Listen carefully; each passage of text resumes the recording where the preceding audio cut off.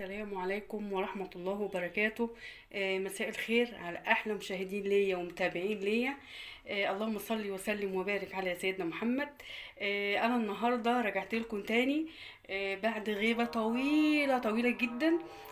كان عندي ظروف منعتني ان انا اصور وانزل الفيديوهات بتاعتي، بس الحمد لله يا رب، الحمد لله.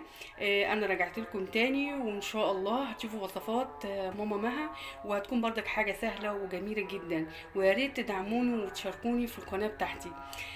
اولها مش بتكبر الا بيكم انتوا طبعا. بسم الله الرحمن الرحيم. نبتدي ونقوله احنا النهارده هنعمله محشي الكوسه. طبعا كلنا وكل ستات بيوت مصر بتعرف تعمل المحشي، بس انا النهارده في تكايه كده هعملها معاكم. حاجه جديده، وحاجه اللي هم بيعملوا الدايت، واللي هم عندهم ربنا يشفي ويعافي كل واحد مسلم اللي عندهم السكر. فهنعمل حاجه هتبقى سهله وسريعه، وحاجه كويسه جدا وخفيفه جدا، وتاكلوا منها زي ما انتوا عايزين وما يهمكمش اي حاجه، وهتبقى حاجه صحيه جدا جدا جدا. يلا بقى نبتدي نقول بسم الله الرحمن الرحيم. معلش انا طولت عليكم النهارده، بس دي عشان اول مره ان انا ارجع لكم بعد غيبه طويله. اول حاجه بسم الله الرحمن الرحيم. معانا كوسه، والكوسه بتاعتي اهي. انا مش لسه بقى هنقعد نقورها معاكم كده، انا قورتها.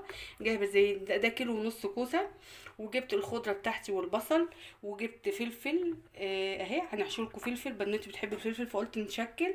وهنحشو بصل بردك، ومعانا الزبده، ومعانا جميع التوابل، ومعانا التكه بتاعتي اللي قلت لكم عليها النهارده، اللحمه المفرومه، ومعانا الطماطم، شفشق الطماطم بتاعنا، والزيت والصويا صوص. ويلا بينا نبتدي ونقوله بسم الله الرحمن الرحيم. اول حاجه عملناها يا حبايب قلبي، رحنا طبعا لسه مش لسه اقعد بقى اخرط البصل واعمل قدام، لا انا بسرع بسرعه عشان خاطر الفيديو. اول حاجه قطعنا اهو، خرطنا البصل وحطينا قطعتين من الزبده، وحطينا حبه زيت، وهنحمروا البصلايه بتاعتنا اللي احنا بنقليها. وبعد كده هنروح حاطين عليها الطماطم اللي احنا ضربناها في الخلاط. عندك معجون صلصه اللي هي الصلصه حطيها، ما عندكيش اضربي طماطم في الخلاط، المتوفر عندك اعمليه، ما تكركبيش الدنيا عليكي يعني.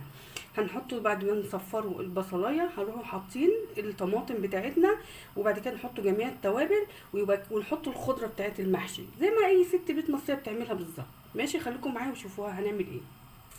بصوا يا حبايبي، ده التوم اللي انا كنت مفرزاه معاكم من فتره، فهناخده منه حته اهو. بصوا زي ما انتم شايفين اهو، هناخده منه حته وهنحطها ايه على البصله بتاعتنا اهو يا حبايب قلبي. زي ما انتم شايفين بنصفر البصلايه، انا مش عايزه احمرها، انا عايزه بالاكل بتاعنا كله صحي. ادي كده يا دوبك بس اعطيتها، خليتها البصلايه ايه اتدبلت. ماشي، هنعمله ايه بعد كده بقى يا مها؟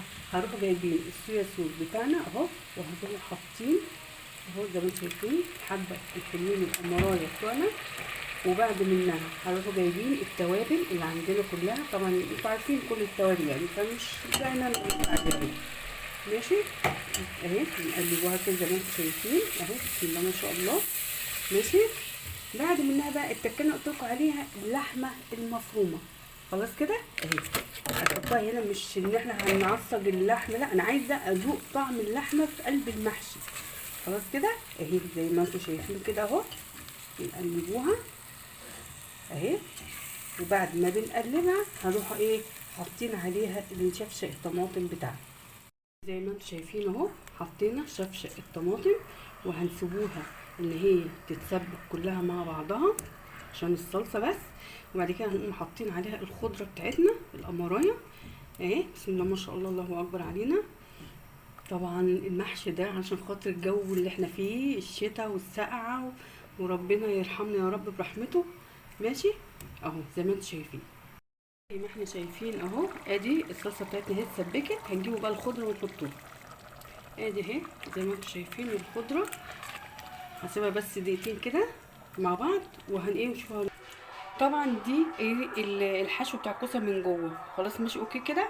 هنحطه بقى على الحشو دوت، هنحط الصلصه باللحمه بالخضره، وهروحوا جايبين الرز بتاعنا وهنحطه زي ما انتم شايفين. الرز اهو انا ما كترتش رز، ماشي اهو. هنحطه بعد كده عليها ايه، هنحط الصلصه زي ما انتم شايفين اهو. حطينا الصلصه والرز على اللي هو معلش البخار عامل الدنيا خالص، فانا هقلبها وهجيبها لكم بعد كده. ادي اهي بعد ما حطينا الخلطه بتاعتنا هنروح جايبين بقى الكوسه وهنحشوها.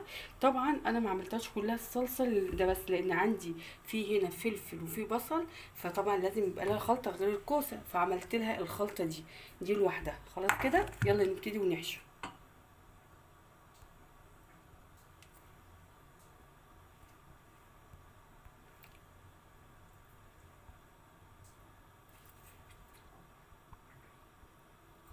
بيبي ده اللي اتفضل منها، فاحنا ايه هنروح رصين الكوسه اهي زي ما انتوا شايفين عليها، وهنسويها يبقى ده تحت منها.